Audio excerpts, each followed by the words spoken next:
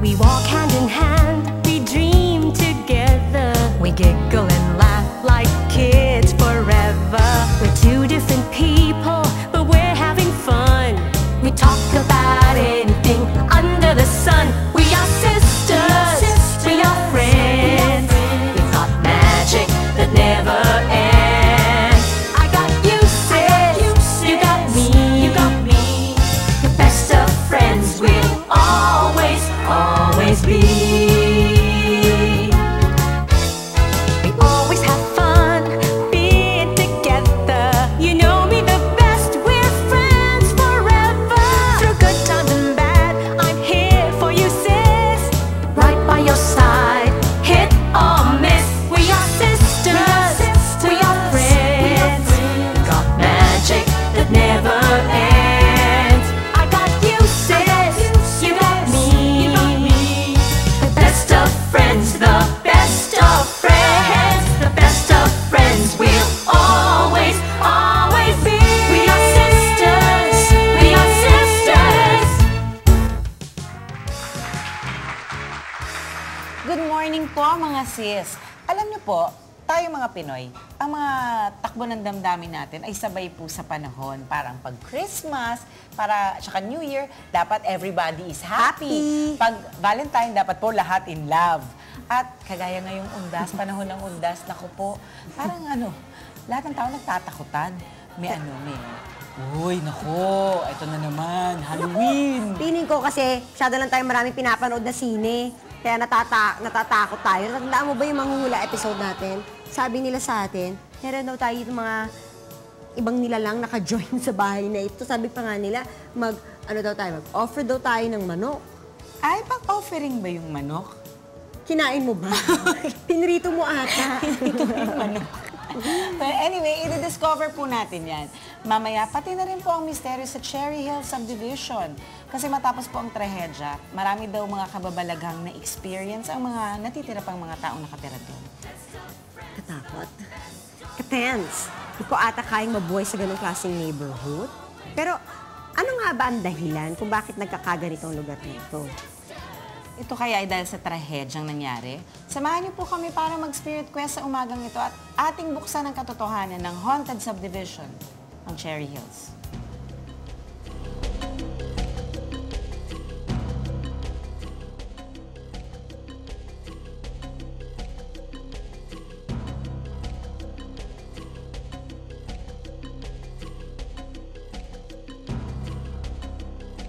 Nakita ko yung mga bahay na gumuho. Kita ko yung mga bahay na kung saan yung bubong tsaka yung sahig sa unang palapag nagkita na, nagsalubong na. Mula doon sa may gate ng subdivision, makikita mo na yung mga sasakyan na nakapark doon, na natabunan na ng mga bahay, yung mga bahay nila na naggumuho na talagang ando doon yung mga residents na naghahanap pa ng mga kasamahan nila sa bahay na nawawala.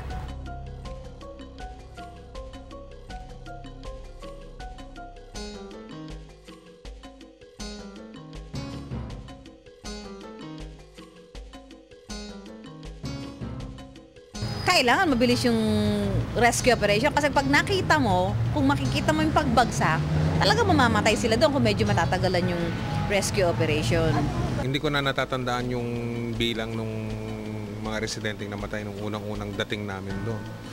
Basta ang alam ko lang habang naghahanda ako para mag-report on the air, sunod-sunod yung mga bangkay na mga idinadaan doon sa may lugar ng GMA patungo doon sa mga sasakyan.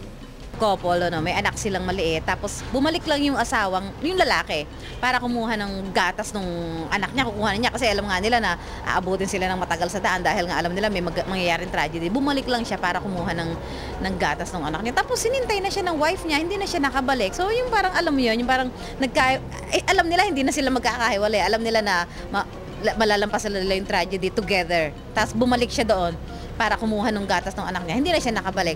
Yung mga ganong klase ng... And then, siguro nung nagkaroon sila ng anniversary, bumalik pa kami doon. Nakausap ko pa yung wife niya. Tapos sabi niya, yung nagpaparamdam sa kanya, tapos parang nagkahiwalay sila na hindi sila prepared eh. Siguro kaya mapapanandam sila din.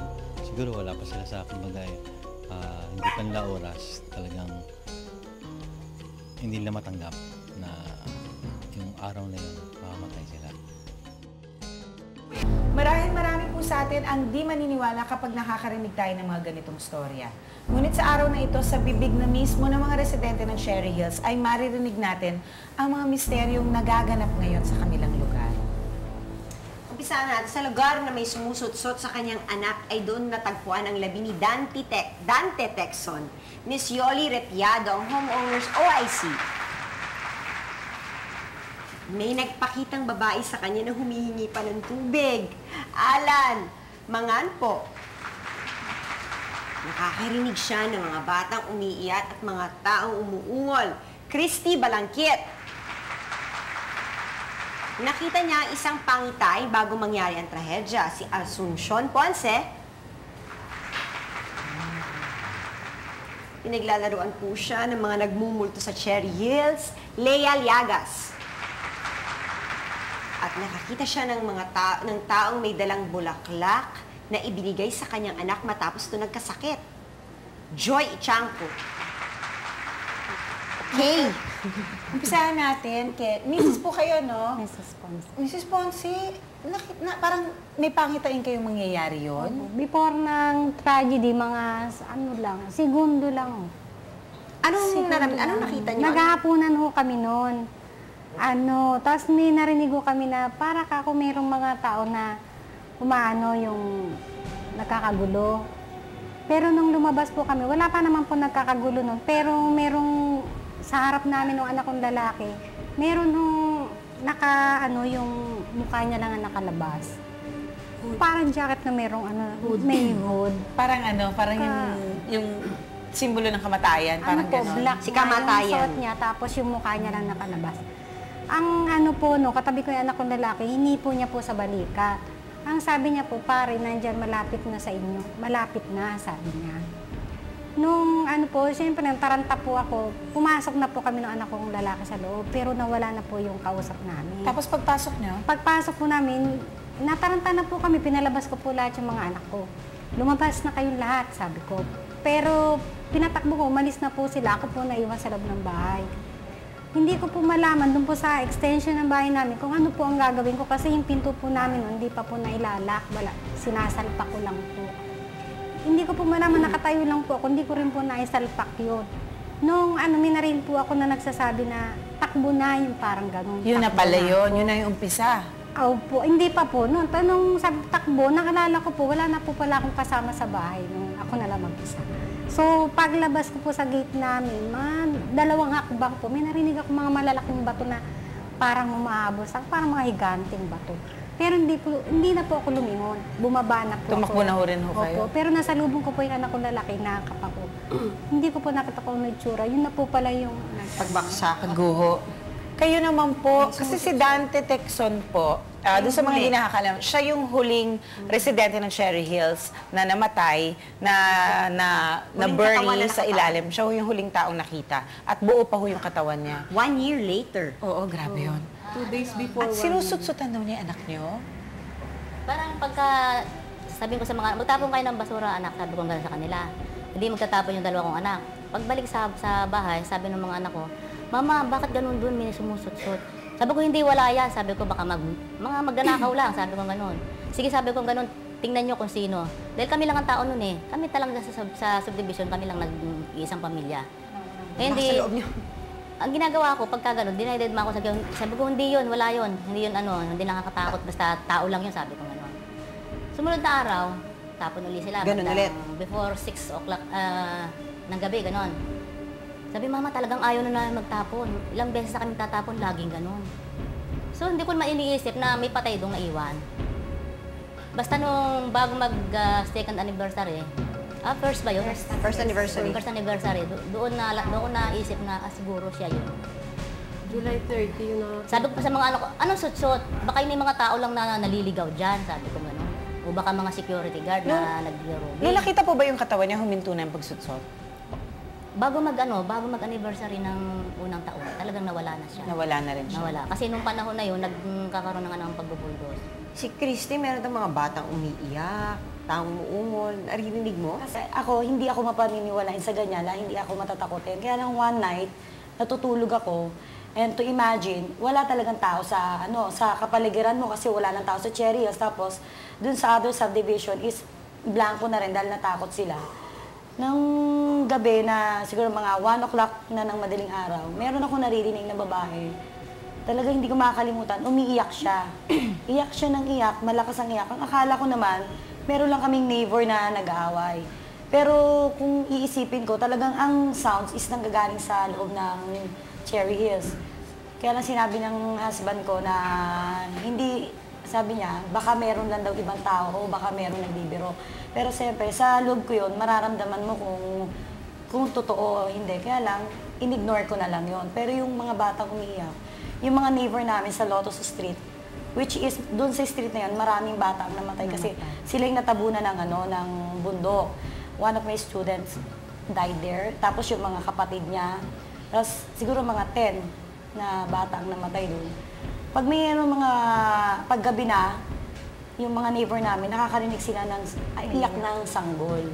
Kaya pag kinikwento sa akin, hindi yung sinasabi ko na baka ano lang yan, baka may bata lang dyan sa baka may umiiyak lang sa kabila. May lumapit pa sa kanya, humingi pa ng tubig. Ayun naman humingi siya ng tubig. Pero sa amin, hindi naman siya humingi. Sa iba naman siya humingi. Ang sabi nung sa kabilang bahay, wala kaming tubig. Bago mangyari yun yung gabi. Di sa amin naman, baliwala lang sa amin yun dahil siya, dungis-dungis nga. Ayun, hindi nga nabigyan ng tubig. Parang nagpanggap siya nung gabing yun. Di kami, nagkakasiyahan pa sa bahay. Nung bandang gabi na, yun na, bumigay na yung Cherry Hills. Busak na siya. Ayun, sabi nga namin, ngayon, pwedeng yung tubig na yun na hinihingi niya, sige, ayaw nyo magbigay ng tubig. Kaya ito. Ayun, ibibigay ko sa inyo ng tubig. Oo, tapos kaninong anak yung binibigyan ng bulaklak? Binibigyan ng bulaklak? Bali, alauna ng madaling araw.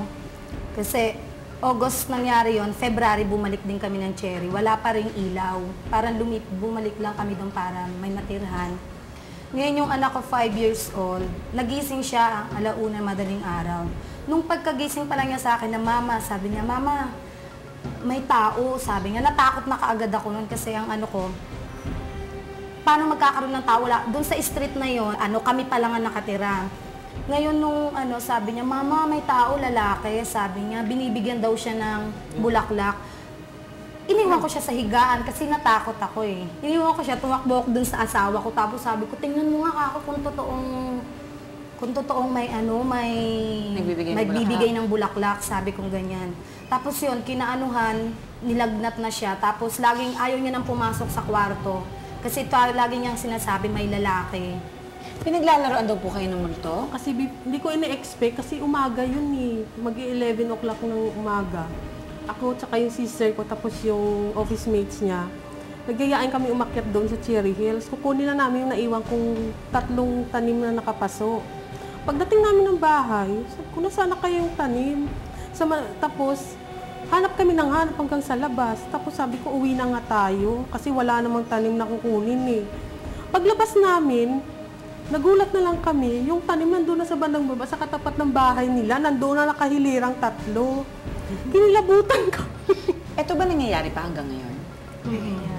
Hanggang sa kasalukuyan talaga meron. Paano kayo namumuhay ng Oo, sa likod ng mga ganito. Yung anak ko nga, yung anak kong dalaga eh. Gagawa silang Lakas lang thesis. ang Nakita nila sa papaakitan Cherry Hills, yung lalaki naman siya na walang ulo. May mensahe nga ba mga kababalaghang ito na na-experience ngayon ng mga taga Cherry Hills? Yan ang aming matutunghayan sa aming pagbabalik. Hindi madaling humanap ng Spirit Questors, pero naimbitahan namin ang mga members ng original Spirit Questors ng UP Diliman team ni Tony Perez. Bago napasok ng Questors at ng team ang Cherry Hills, kinakailangan munang mag-Tower of Light, kung saan inilagay ng lahat ang kanilang senses sa pinaka-relaxed nitong state. Matapos nito, pinasok ng team ang lugar, ang mismong gitna ng Cherry Hills na dati isang bundok na puro mga bahay ngunit ngayon ay mistulang ghost town. Sa gitna ng katahimikan ay mayroon kang maririnig, isang tunog na di mo maiintindihan. Parang lupang gumuguho at mga taong nagsisigawan.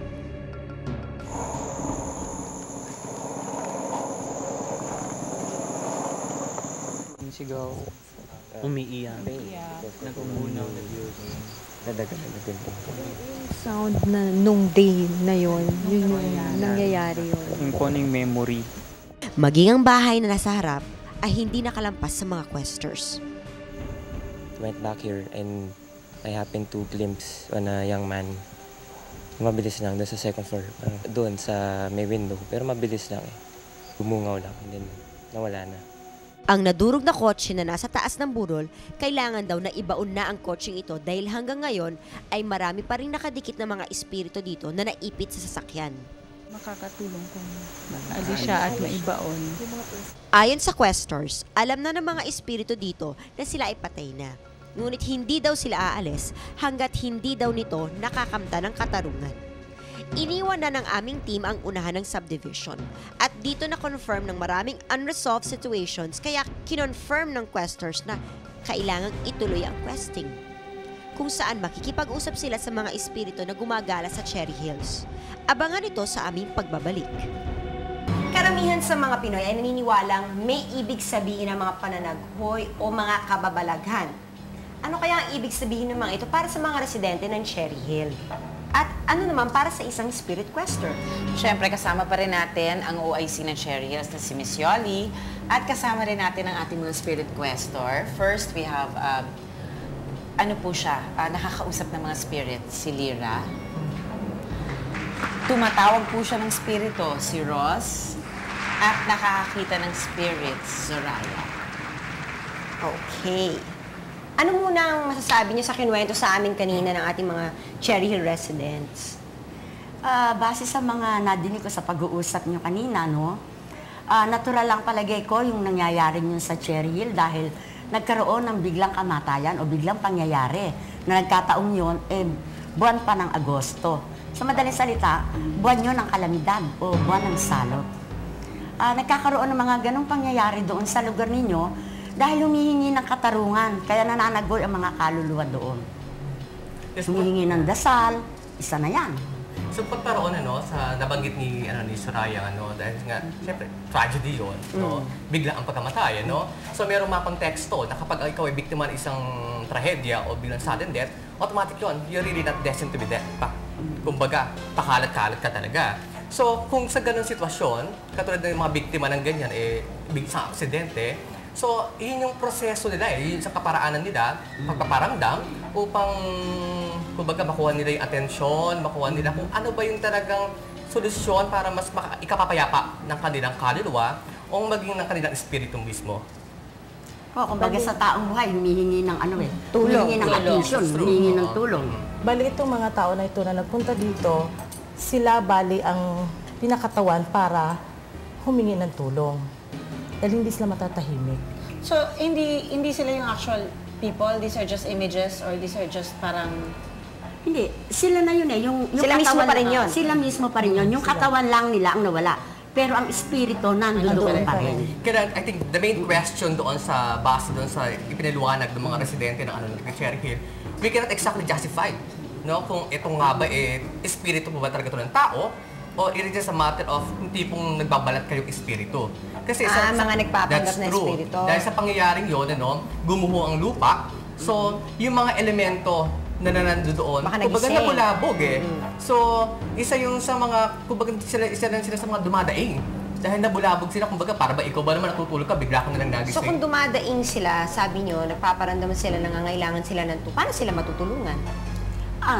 Okay. Tira. Sige. Pamagitan ng mystical. Yun, kailangan natin ng tulong ng iba kasi hindi lang naman din makakayanan din sa sobra din nilang dami. Sa nararamdaman ko, sila hirap din. Pero, paano sila obviously, natatakot ang mga residente dahil syempre, di ba, natural na reaction yun. Oo. Ito ba mga spiritong to, yung ba talagang Ano ba Purpose nila? Para makuha yung gusto nila, para matulungan sila. Ang purpose ba nila gamitin ng matakot ang mga ibang tao? Hindi. Ang ano ko, sa palagay ko, hindi para takutin ang mga naninirahan doon, kundi, kumbaga humihingi sila ng katarungan sa kanilang pagkamatay na, kumbaga wala sa takdang panahon Bigla yung kanilang kamatayan. So kapag pa doon, Miss Wala Jenny, silang, hanggang ngayon wala pa silang destinasyon. That's true, oo, no? So another thing doon, kumbaga, kita mo sa dami-dami ng residente, no, ng Cherry Hill, but there were only few na nakariranas o naka-experience ito. O sabihin man natin kung sa 100 o sabihin sa 100, maaaring 20 lamang nito nakaranas, para mabigyan ng justification. Kumbaga, lahat naman kasi tayo, mayroong tinatawag na sixth sense, malakas naman natin pakiramdam. So, basta bahaging yun, sa aspetong yun, sila kumbaga yun nandoon sa proseso na halos na-develop yung sixth sense nila. Kaya kung bakit ganun ang nararamdaman nila, kumbaga sila ang pinaparamdaman. Dahil kumbaga, hindi naman lahat ng tao pwede naman kausapin o pagsabihan ng isang espiritu para lang humingi ng tulong o whatsoever. Speaking of tulong, si Yoli po maata may gustong itanong sa inyo. Ang tanong ng isang kasama namin, ano raw ba ang kahulugan ng isang taong buhay pa, nakikita na yung darating? Unang-una na, pagka ganung nakikita ng isang tao ang darating, masasabi natin may third eye yun. O kaya yung tinatawag na malakas ang kanyang premonition. Mabibigyan ba ng description ang mga spirits na binanggit? Kagaya ng isa, yung sinabi niya, yung may, ano tawag dito? May talaga hood. yung walang mukha. Pero tao, walang mukha. Sa akin, sa opinion ko, masasabi kong hindi na yun, hindi na yung kasama doon sa mga taong na-discard. Kasi wala pa nangyayari nun Oo. Kumbaga, sign ng omen ng death yun That's true. Kaya katulad kanina, base na rin sa intro kanina ni Miss Jelly, sinabi niya na kamatayan. So, sa konotasyon ng mga ng mga kaalamang Pilipino, yun na nga yun. Kumbaga, isang warning, isang babala. Dahil kung may re-recall din natin na may ibang tragedy na naganap sa Pilipinas, ay mayroong mga consequence siya na ganun din. Like for instance, sa Bulacan that time, ganun din ang nangyari, na mayroon din nagpakita ng isang babae na nakaitim din. Ito yung fluvial parade. Yung fluvial parade, that's true. Lumubog. Oo. Kasi kumbaga, kanya-kanyang trabaho yan At kumbaga, maaaring trabaho yun. Parang nirida yun Yun nga, that's true. Actually, marami pa ho talaga kaming itatanong sa inyo. Saan at anong lugar nga ba nakikita ang mga tagpong ito? Hindi pa ito napapasok ng sinumang Spirit Questor. Sa kauna-unahang pagkakataon po ay mapapanood nyo po sa aming programa. Sa aming pagbabalik, makikita nyo kung anong nangyari sa Spirit Quest ng aming team sa Cherry Hills. Sa pagbabalik. 58 buhay kapag dumarating ang gabi. Talagang yung pwesto na yan, talagang meron yan. Dahil ako talagang tuwing umaga, pag madaling araw, talagang may sumisitsid yan. Noong una, sabi ng questor sa bahay nila Aling Yoli magkukwest. Pero nung madaan sila dun sa puno ng talisay, dito naramdaman ang pangangailangan ng espiritu. Kasama si Aling Yoli at isa sa mga aming crew, inumpisahan nilang kausapin ang mga patay. Magandang gabi po sa inyong lahat. Kami po ang mga Spirit Questors. Kasama po namin dito ang mga taga-GMA. Dahil kami po ay imbitahan ng mga nakatira dito upang makatulong. Nandito kami para makipag-usap at makapagbigay ng anumang tulong na maibibigay namin. Punta dito bilang inyong mga kaibigan, hindi upang magpaalis o magsimula ng hindi pagkakaintindihan. Ako po si Chiki, isa sa mga Spirit Questors. Ilang espiritu ang kanilang nakausap. Isang ina na hinahanap ang anak. Confirm. Emotion. Marites? Oo. Marites. Arya. Maria. Is she ready to talk? Why is she here? Naghahanap siya.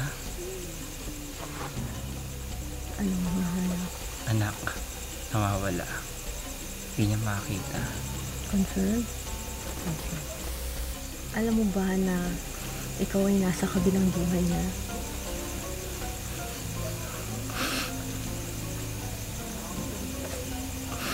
And then can you pick it up? Isang lalaki at isang matanda. Magandang gabi po sa inyo. Kami po yung mga spirit questers na anayahan po kami ng mga narito dito upang makatulong. Para saan? Nandito po kami para makatulong din po sa mga nakangailangan na din para magkaroon ng katahimikan. Ngunit pagdating sa matanda, Noon po ay isa sa inyong mga kapitbahay. Alam ko.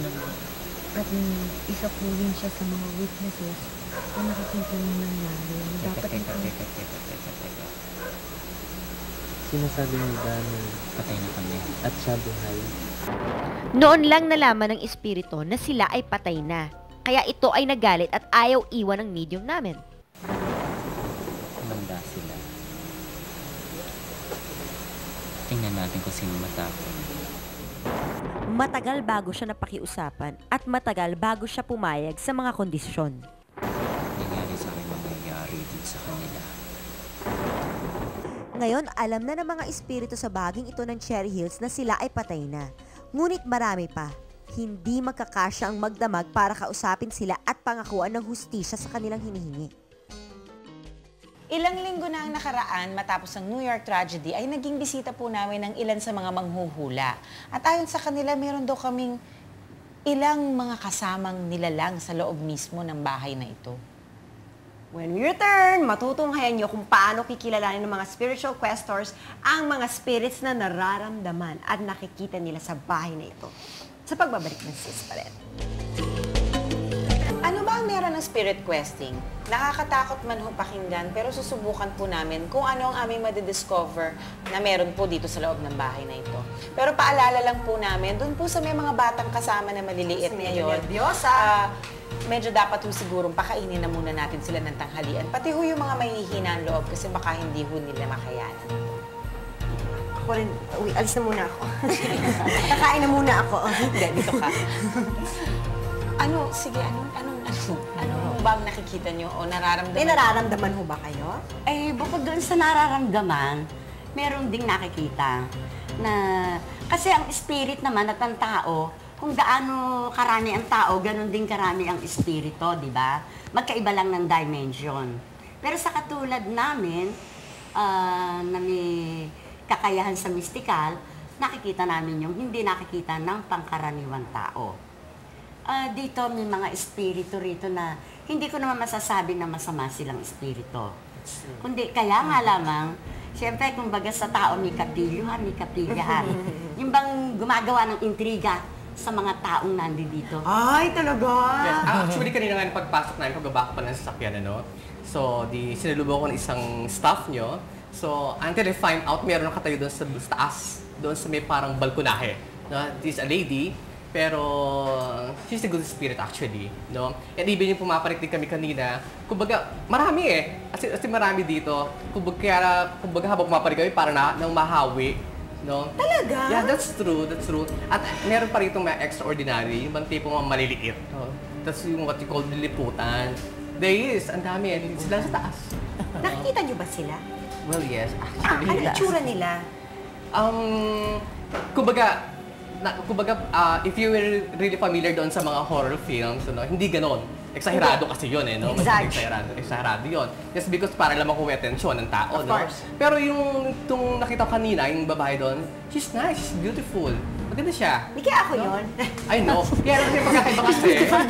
So, ang magkakaiba lang kasi doon sa ears, kasi iba yung ears niya kasi malakad. Patulis. Malalaki yung yung tenga nila. Pero, okay lang ba kung sabihin ako, may kinalaman sa inyo? Opo. Sa iyo, may nakikita ko, laging may nakadikit sa iyo na bata. Ayan. Nasaan? Bata. Talaga? Ano po yun? Eh, palagay ko. Maring ikaw eh. Ay, alam mo yun. Alam mo yun? Wala kang nararamdaman na ano? Wala. Matagal na yan ang nagbabantay sa iyo. Parang guardian angel? Ganon? Hindi natin masasabing guardian angel dahil ang guardian angel, kumbaga, lagi silang nakaprotekta. Pero may nagbabantay na kuminsan maramot.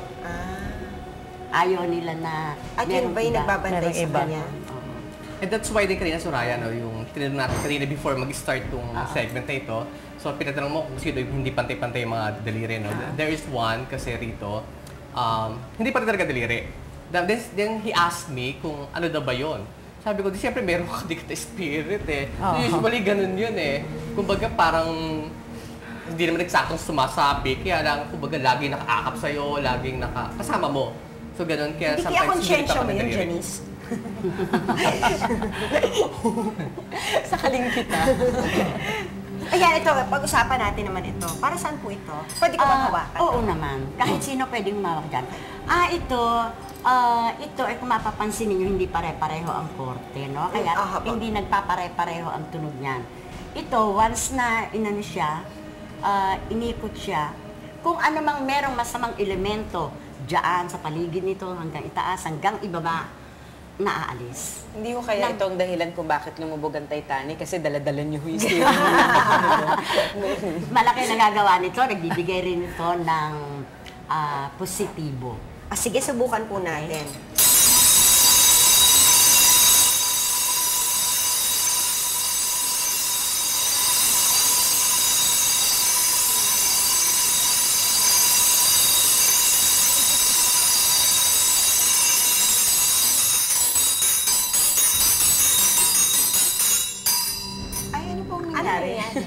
Ano po nangyari sa mga bagay-bagay? Bukod sa nabingiho kami. Pag-alis namin dito, kahit na nandito pa kami ngayon, yung mga bad spirit, Wala na. Yun lang yun? Talaga? Paikutin mo yan? That's true.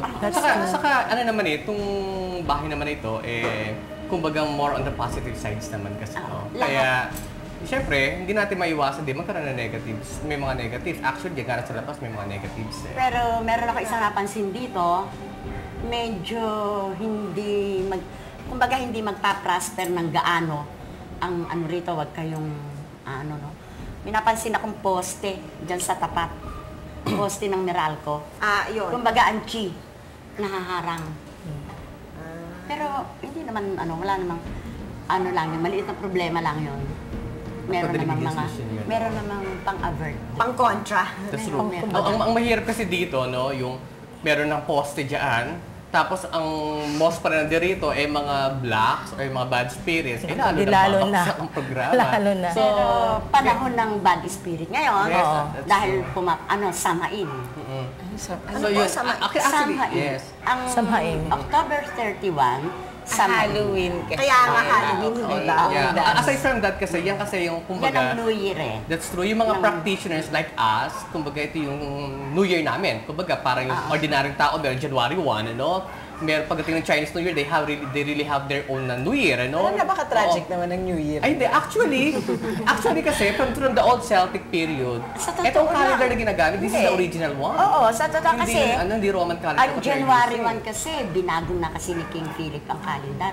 Kaya ang ating Gregorian. Oo. That's true. Yun. Kaya kumbaga, para sa mga weekends, sa mga practitioners, ito yung vanity year. Na kung saan kailangan mag-absorb ka ng mga good forces from different energies. So yun. Kaya ito rin yung panahon ang mga espiritu, whether masama o mabuti, pakalat-kalat yan. Kasi they were celebrating with us, parang ganon. Ano ba talaga ang questing? May dapat bang katakutan pag sinabi ng mga spirit questor? Ito bang spirit questor na to? Parang mga ghostbuster ba yan? Ay, hindi.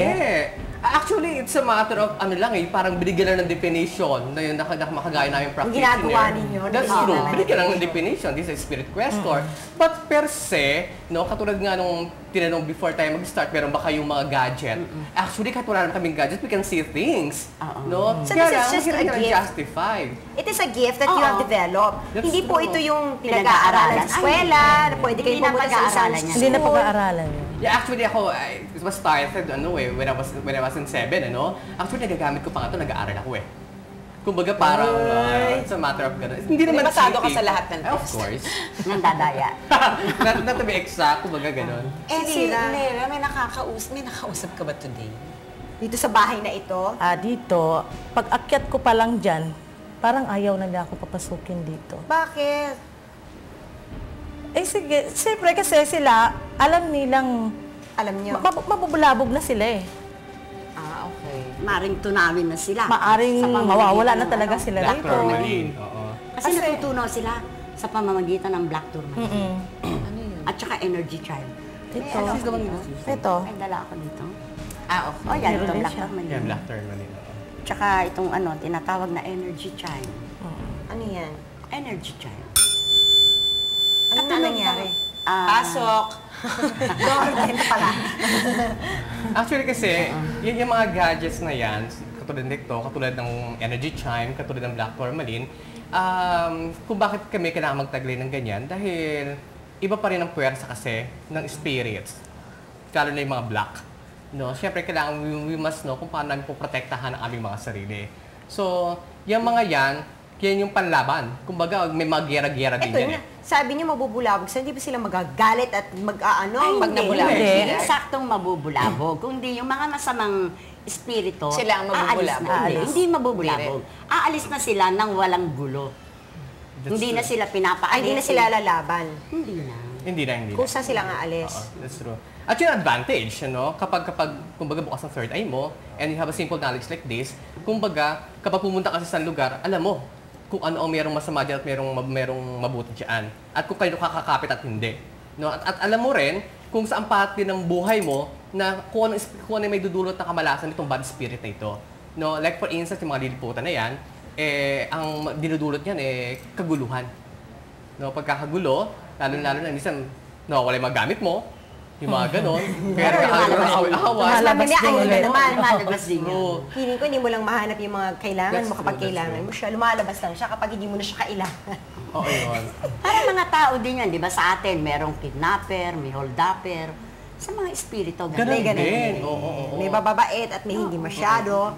Naku, ano naman po ang mga masasabi nyo? Kasi kung minsan may mga tao na ang pakiramdam nila parang meron silang nakikita o nararamdaman sa kanilang mga tahanan. Merong naninirahan na kasama nila. Actually, kagaya nga sinabi ka nga ni Soraya, no? Kung gaano karami ang tao, ganoon din sila karami. Actually, mas nauna pa sila kaysa sa tao. Magkaiba lang tayo ng dimension. Oo. Kaya minsan, kung napapansin mo rin, merong mga cases na bigla na lumalaki yung tiyan, lumalaki yung paa, gano'n, dahil meron sila excuse me, kulam naman yon. Not exactly, Soraya, we're not speaking, hindi naman yung kulam. Yung mga duwende-duwende na sinasabi nila. Natatamaan. Kasi ang kulam naman, ito'y likha naman kasi ng sarili yung tao. Iba naman yon. Anyway, thank you po very much. For sharing with us. For sharing with us. Sa mga payo ninyo. At sa klang-klang. May mga bagay po tayong di maintindihan. Ngunit ang pinaka-the best nating panlaban sa mga bagay na yan na di natin nakikita ay ang ating paniniwala, ang ating faith. Ngayong undas, kasama ang ating pamilya, ito sana ang maging sentro ng ating pagkikita-kita sa pagbibigay galang sa mga yumao. So, Janice, ano ba masasabi mo sa mga pangyayari ngayong araw na ito? Ako, tungkol sa naniniwala ka mga ba dyan? spirits na nagro-roam, hindi lang yung sa loob ng bahay. Spirits that roam the earth, yung sinasabi nila. Yes, I do believe that there are spirits na nagro-roam sa earth na to. Pero ano yan tawag dito, sometimes yung mga spirits na yan, ang ginagamit ng demon against us. Diba? Yung vulnerabilities ng tao, yung takot, kagaya ng sabi ko sa'yo kanina, all these spirits, all these takot sa multo, takot sa ganyan, are mirrors of our own fears. Diba? So, the bottom line is, it's our faith and our relationship with God. With the Lord. Ako rin, naniniwala ako na bottom line sa lahat ng yan, yung relasyon nyo sa Diyos, yung paniniwala nyo, yun na yun. That's the only thing that will save you. That's the only thing you should believe in.